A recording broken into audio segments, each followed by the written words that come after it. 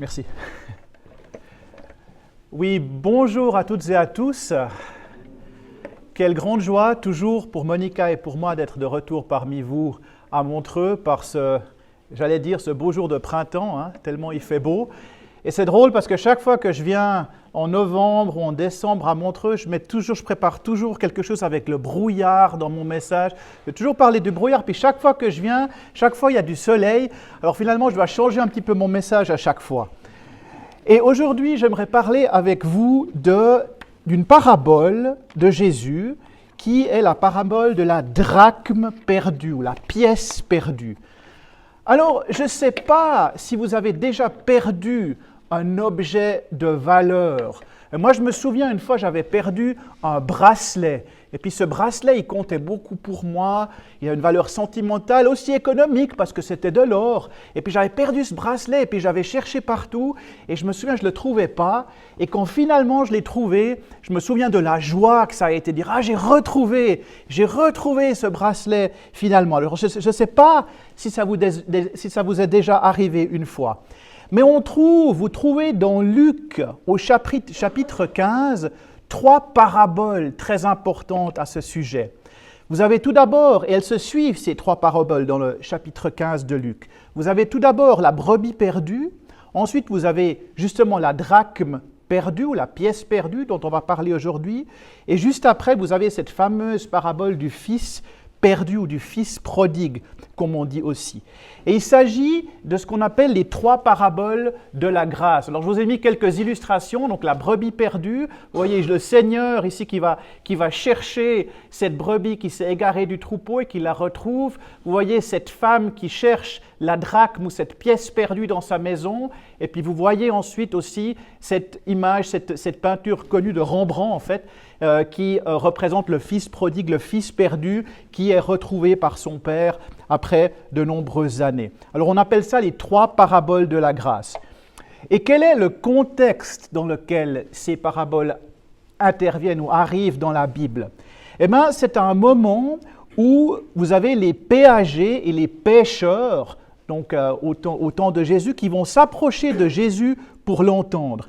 Et les pharisiens et les scribes vont murmurer à ce sujet, ils vont critiquer Jésus parce qu'ils disent « Mais qu'est-ce qu'il fait ? Il va même manger avec eux, avec ces pêcheurs, ces collecteurs d'impôts qui ne suivaient déjà plus les règles juives, les règles de pureté, les règles religieuses juives. Donc c'était déjà un petit peu des parias de la société, ces pêcheurs, et ils s'approchent de Jésus et Jésus mange avec eux et Jésus leur parle. Donc les Juifs, les pharisiens et les scribes sont choqués de ça. Ils vont critiquer Jésus, mais qu'est-ce qu'il fait avec ces gens qui étaient considérés comme perdus car ils vivaient dans le péché?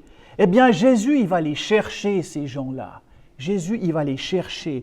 Et il s'agit de la grâce de Dieu. C'est pourquoi ces 3 paraboles sont appelées les paraboles de la grâce. Et je sais que vous avez vu il y a quelques semaines la parabole de la brebis perdue. Vous avez un prédicateur qui est venu ici qui vous a parlé de la brebis perdue. Je crois que c'était il y a 2 ou 3 semaines. Alors j'ai cherché sur votre site web, j'ai essayé de trouver l'audio, l'enregistrement, je n'ai pas trouvé, mais j'espère que votre prédicateur vous a dit dans la parabole de la brebis perdue que cette brebis perdue, eh bien, c'est potentiellement vous. Ça a été vous, en tout cas, un jour.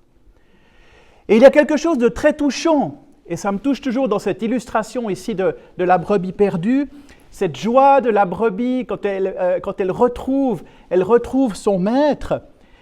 Et je ne sais pas pour vous, mais moi, quand j'ai compris que j'avais un sauveur et que j'ai compris que le meilleur endroit pour moi de rencontrer ce sauveur sur terre, c'était au sein de l'Église, qui est son corps, le corps du Christ, mais qu'est-ce que j'ai pleuré les premières semaines où je suis allé à l'église.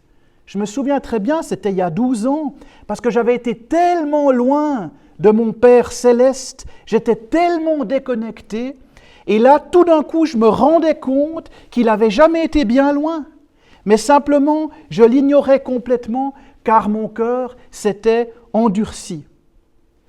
Et en réalité, toi aussi, à un moment, tu étais perdu. Et Dieu a tout laissé pour venir te chercher. Et je veux célébrer le fait, je veux louer Dieu pour le fait que dans ma condition de brebis perdue, il est venu me chercher, il est venu te chercher. Alors toi, où étais-tu quand il est venu te chercher dans ta perdition? Est-ce que tu étais dans une discothèque, dans une chambre d'hôtel, dans une pharmacie, dans une rue malfamée en train d'aller acheter quelque chose d'illégal? Ou alors au fond de ton lit, dans l'obscurité totale? Où étais-tu quand il est venu te chercher et quand il t'a trouvé? Où étais-tu? Et je veux vous encourager à trouver des personnes qui sont perdues, qui sont déconnectées d'une relation avec Dieu. Parce que toi-même, tu sais, un jour, quelqu'un t'a aidé, quelqu'un t'a parlé dans ta détresse, quelqu'un t'a écouté et t'a donné une parole d'encouragement, quelqu'un t'a montré l'existence de Dieu et la promesse qu'il a pour toi. Vous voyez, soit vous croyez que Dieu existe, ou alors on joue simplement à un jeu ici. Moi, je ne peux pas douter de Dieu car je l'ai vu faire trop de choses dans ma vie. Je l'ai vu ouvrir des portes que seul lui pouvait ouvrir. Je l'ai vu mener des batailles pour moi, je l'ai vu répondre à des prières. Vous ne pouvez pas me faire douter en l'existence d'un Dieu omniscient et tout-puissant. Je crois en Dieu. Et dans la parabole de la brebis, vous voyez aussi, et vous l'avez vu il y a quelques semaines, la réjouissance céleste pour un seul pécheur qui se repent.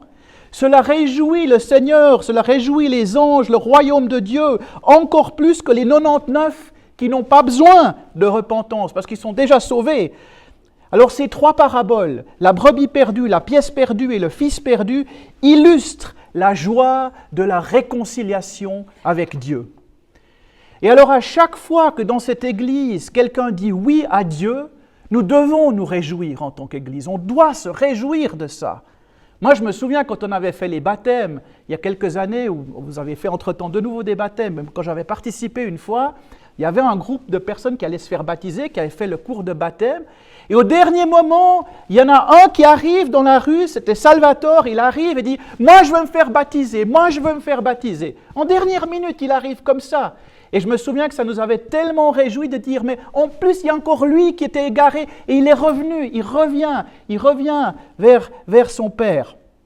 Alors nous devons louer, nous devons adorer quand quelqu'un qui était déconnecté, qui savait plus ce que c'était que d'avoir une relation avec Dieu, eh bien il prend une décision d'être en relation avec Dieu. Et parfois c'est fulgurant. Et si toi tu connais Dieu, eh bien tu te réjouiras aussi quand cette personne entre en relation avec ce même Dieu en qui tu crois.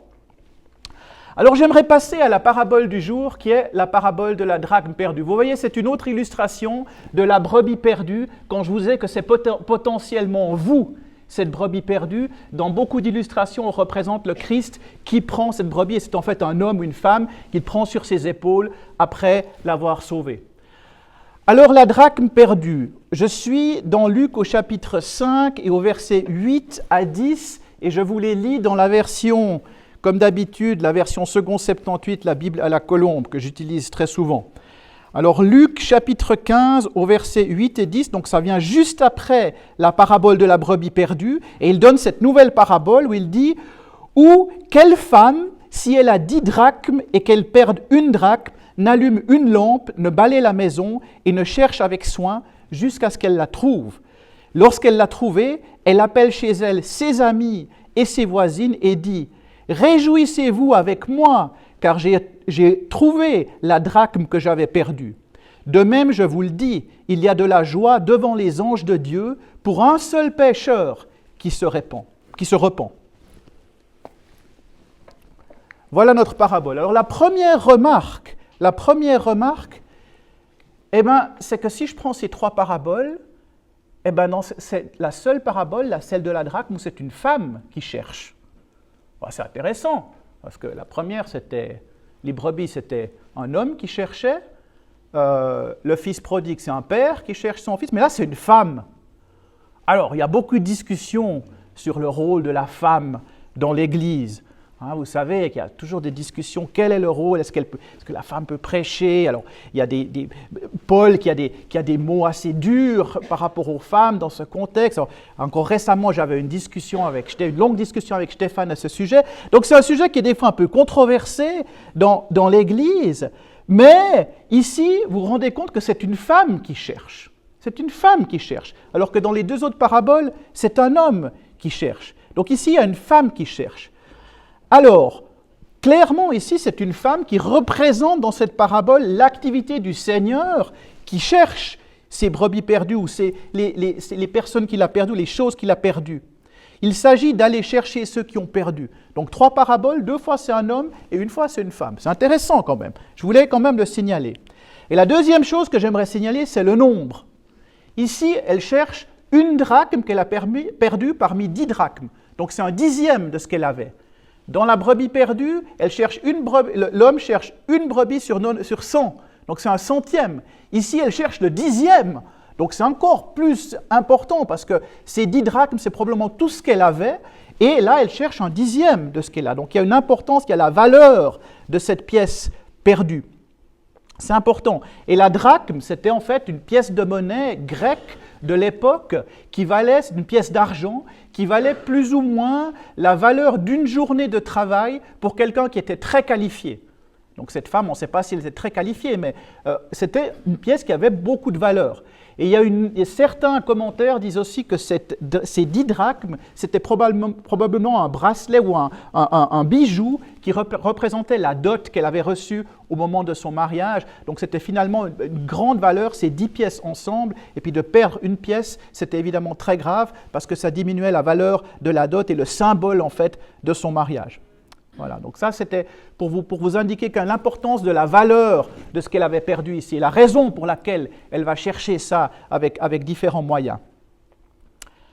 Alors le texte nous dit que cette pièce s'est perdue dans la maison. Alors chers amis, il est possible d'être dans la maison, ici, dans cette maison, et d'être perdu. Vous n'avez pas bien compris. Il est possible d'être dans une église et de ne pas être sauvé.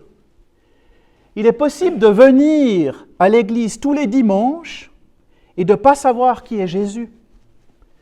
Il est possible que tu sois né même dans les milieux des églises, que tu aies participé à toutes les activités, mais tu peux être perdu quand même.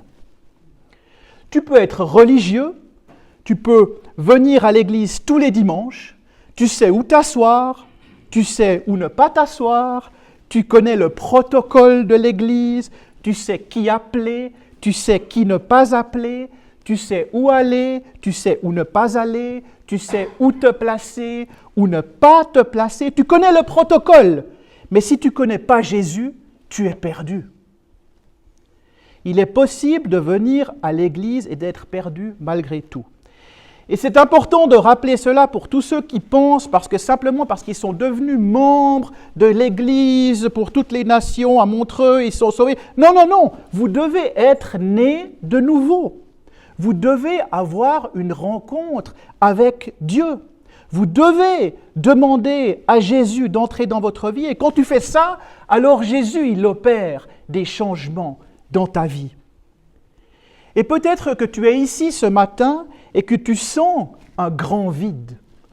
Alors c'est le moment aujourd'hui. Dieu est en recherche de la pièce perdue, même dans la maison. La femme, elle avait perdu la pièce dans sa maison. Jésus, le Seigneur, est à la recherche de la pièce perdue, même dans la maison. Et peu importe ce que les autres vont penser, peu importe, ce qui compte, c'est que si tu veux rencontrer Jésus, il est aussi à ta recherche. Tu dois savoir ça. Il est aussi à ta recherche. Et peut-être que certains d'entre vous le savent. Au fond de ton cœur, il y a quelque chose qui ne joue pas. Car tu dois revenir vers Jésus. Peu importe ce que les gens vont penser. Arrête de te préoccuper de ce que les gens vont penser. Arrête de te préoccuper de leur opinion parce qu'eux, ils n'ont ni paradis ni enfer pour te mettre. Le plus important, c'est de rencontrer le Sauveur Jésus. Et suffisamment de courage, suffisamment de foi pour t'adresser à Jésus et pour lui dire « Jésus, sauve-moi ». Et cette prière et cette pièce Et cette pièce ici, dont on parle dans cette parabole, je vous ai dit que c'était peut-être, ça représentait une des pièces de la dot qu'elle avait reçue pour son mariage. Alors perdre une pièce de ce bijou, c'est comme le perdre tout entier. Et ça aussi, c'est un message pour vous, pour l'Église, pour le corps du Christ. Si une pièce manque au corps, eh bien ce corps n'est pas complet. Il ne peut pas fonctionner comme il devrait. Est-ce que vous comprenez que vous avez chacune de la valeur aux yeux de Dieu? Vous êtes chacune important pour l'Église. C'est pour cela que le Seigneur court après la brebis perdue, court après la pièce perdue, ici à l'image de cette femme, parce que vous avez de la valeur pour lui. Et alors, c'était mon premier point, la pièce perdue dans la maison. Mais le texte nous dit que cette femme avait perdu la pièce dans sa maison. Et d'ailleurs, il y a peut-être des gens qui sont perdus dans ta maison. Moi, je parlais avant de cette maison ici, l'Église, mais je veux parler maintenant de ta maison aujourd'hui. Parce que tu vis peut-être avec des personnes qui ne sont pas sauvées, qui sont perdues, qui sont déconnectées, des personnes qui n'ont pas de relation avec Dieu. Et cette femme, lorsqu'elle réalise cela, qu'est-ce qu'elle fait quand elle voit qu'elle a une pièce perdue dans sa maison? La première chose, c'est qu'elle allume une lampe. Elle allume une lampe. Et certains d'entre vous devraient allumer une lampe à la maison. Et c'est important, une lampe. Ce n'est pas une bougie. Certaines traductions de la Bible vous disent que c'est une bougie qu'elle allume. Mais non, j'ai regardé, le mot grec, c'est clairement une lampe. Et quelle est la différence entre une lampe et une bougie? Je vous remercie de me poser la question. La différence, c'est qu'une lampe, elle brûle, à l'époque, une lampe, elle brûle plus longtemps qu'une bougie, parce que qu'est-ce qu'il y avait dans une lampe? Il y avait de l'huile. Alors que la bougie, après quelques minutes, voilà, c'est fini. Mais la lampe, elle brûlait plus longtemps parce qu'il y avait de l'huile.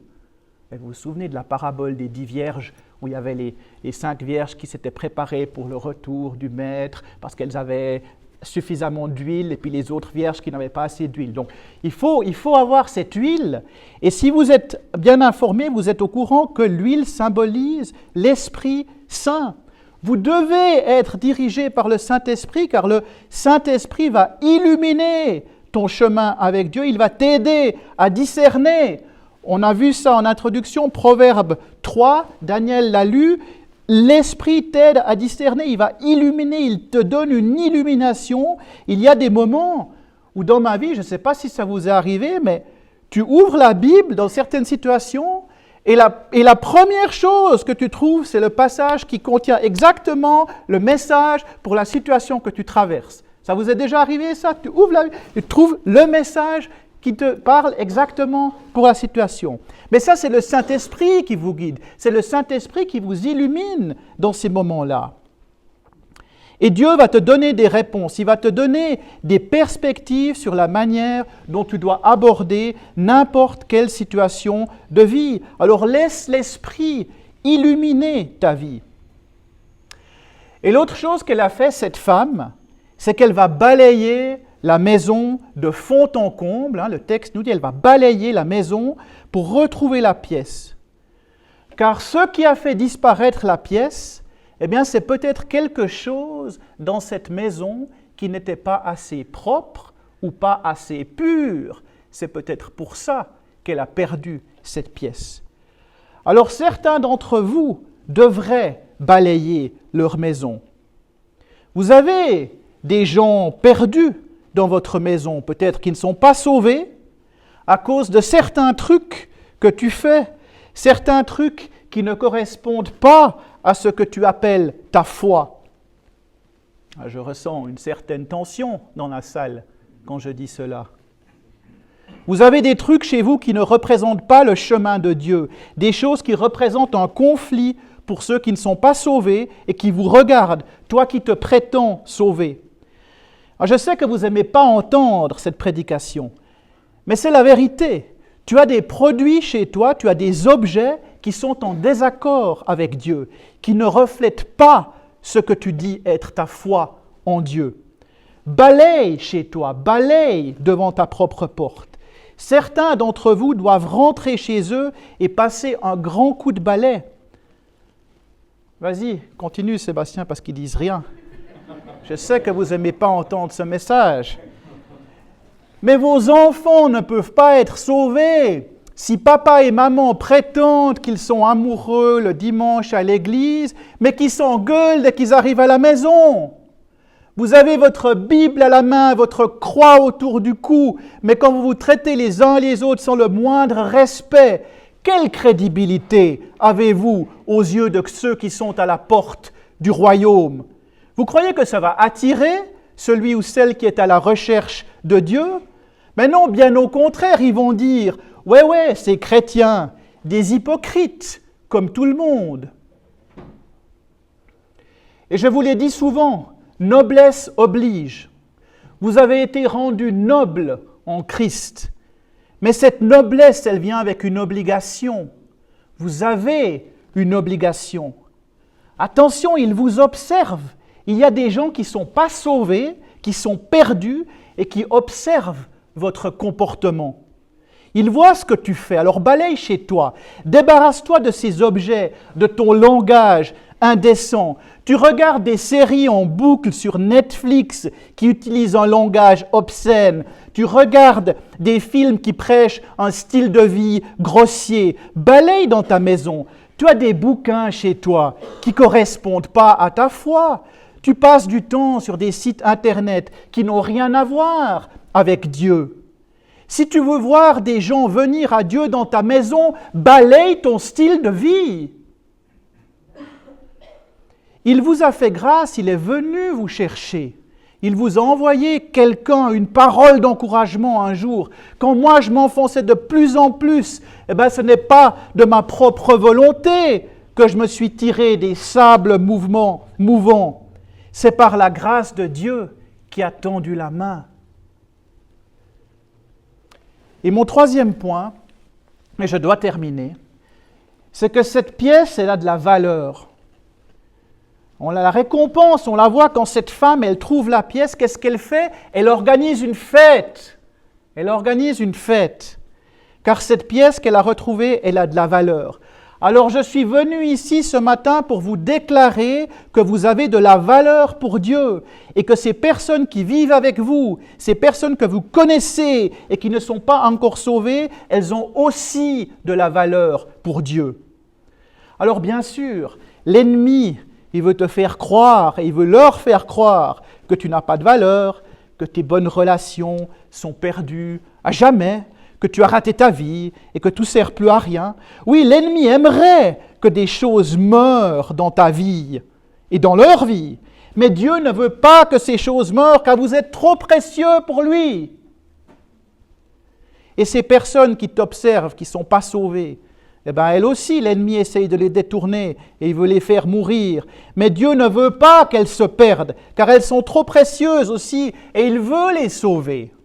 Alors balaye ton style de vie et honore ton Dieu. Reflète la lumière de ton Dieu autour de toi. Et je vous rends attentif au fait que la femme, ici dans cet exemple, elle n'invite pas que ses amis pour célébrer. Le texte nous dit, elle invite ses amis et ses voisines. Or pourquoi c'est important? Le texte précise bien amis et voisines. C'est plus facile de partager ta foi avec tes amis. Moi, j'en suis témoin. J'avais un ami d'école, pas chrétien, mais je le connaissais depuis très longtemps, alors on partageait des choses personnelles aussi. Or, pour moi, c'était plus facile de lui dire un jour, écoute, moi je suis chrétien, voici ce que je crois, et puis lui partager un peu ma foi, lui donner une Bible, partager l'Évangile. Oui, ça c'est plus facile. Mais avec des inconnus, ou avec simplement des voisins, on n'a pas toujours des voisins amicaux, il y a des voisins des fois difficiles. Mais là, cette femme, elle va vers les amis et vers les voisins. Et elle dit, réjouissez-vous avec moi, tous, les amis et les voisins. Mais quel témoignage! Alors je suis venu aussi vous encourager à balayer chez vous, devant votre porte, et à porter cette lumière du Seigneur à vos amis et à vos voisins. Cette femme, elle a eu le courage de le faire, pas seulement aux amis, mais aussi aux voisins. Et je vous illustre cela par cette image. J'ai trouvé ça dans le journal hier. C'est une rue dans la ville de Nice, en France. Et c'était une rue qui était envahie par les dealers de drogue. Et il y a un habitant de cette rue qui a décidé maintenant, et d'ailleurs je ne sais pas si vous connaissez, à Lausanne, il y avait la rue de Bourg qui était envahie par les dealers il y a quelques années. Moi je me souviens quand j'habitais dans la région, et puis les autorités ne savaient pas quoi faire entre mettre plus de police et entre laxisme total de l'autre côté, ils ne trouvaient jamais de solution. Et là il y a un habitant de cette rue à Nice, déjà Nice, il fait beau, c'est du soleil généralement, mais il y avait cette rue pleine de dealers. Et il a dit, moi, je vais lutter avec la beauté. Je vais mettre des pots de fleurs et des plantes partout. Alors, l'histoire ne dit pas s'il était chrétien, mais ce n'est pas ça le sujet. Ce que je veux vous illustrer, c'est qu'il a nettoyé la rue, il a remplacé en fait les dealers par des pots de fleurs, des plantes partout. Alors, au début, les dealers, ils ont commencé à pousser les plantes, à enlever, à arracher des trucs. Mais il a insisté, il a toujours remis, jusqu'à un moment donné, les dealers, ils ont abandonné, ils ont dit, dans cette rue, il y a trop de fleurs, il y a trop de beauté, on ne fait plus le deal. Alors ça s'est déplacé à d'autres endroits, ça n'a pas réglé le problème du deal, mais il a réussi par le nettoyage et l'embellissement, on va dire, de sa rue, il a réussi à éradiquer finalement un problème à cet endroit. Donc c'est ça que je voulais vous donner comme image pour vous illustrer l'importance de faire un nettoyage aussi chez vous parce que ça peut avoir des effets importants. Alors, qui est dans le doute aujourd'hui ici? Qui est en train de faire n'importe quoi dans sa vie? Qui est au bord du désespoir? Ah oui, un jour, tu as peut-être dit oui à Dieu, mais ta foi est devenue tiède ou froide. Et avant que tu t'en rendes compte, tu as arrêté de prier, tu as arrêté de te réunir avec tes frères et sœurs, tu as arrêté de lire la Bible, tu as arrêté de servir. Et avant même que tu t'en rendes compte, c'est toute ta foi qui est remise en question.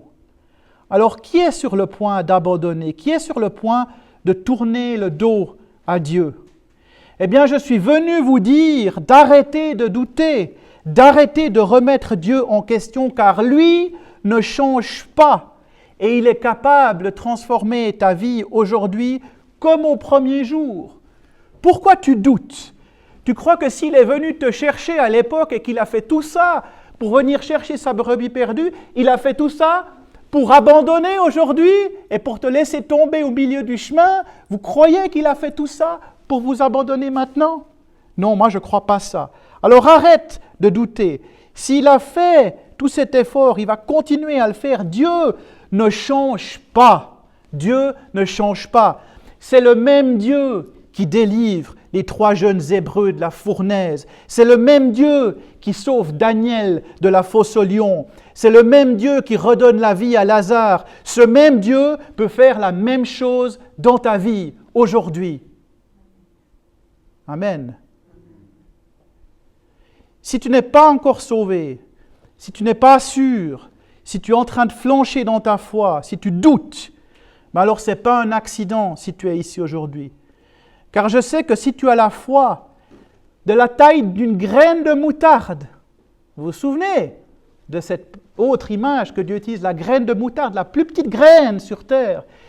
Si tu as la foi de la taille d'une graine de moutarde, tu peux déplacer les montagnes. Alors Dieu, il ne vous demande même pas d'avoir une foi comme ça, il vous demande juste d'avoir un petit peu de foi de la taille d'une graine de moutarde pour qu'il puisse faire tout ça dans votre vie. C'est tout ça qu'il vous demande. Alors viens, approche-toi aujourd'hui si tu n'es pas encore sauvé. Si tu doutes, si tu es en train de flancher, alors reviens vers Jésus. Reviens vers Jésus.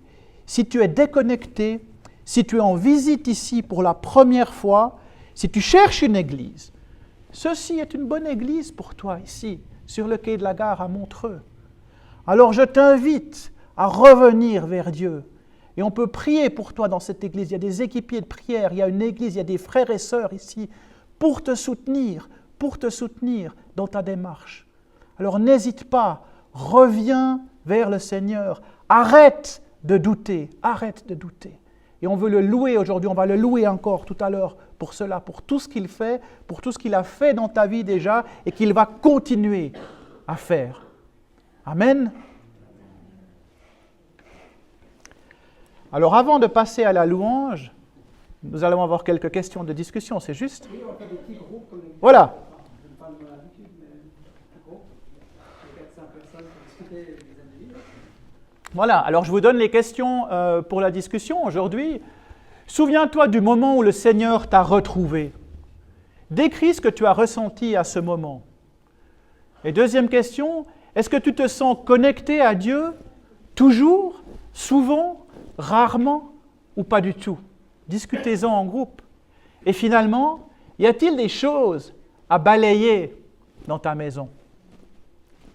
Je vous souhaite une bonne discussion.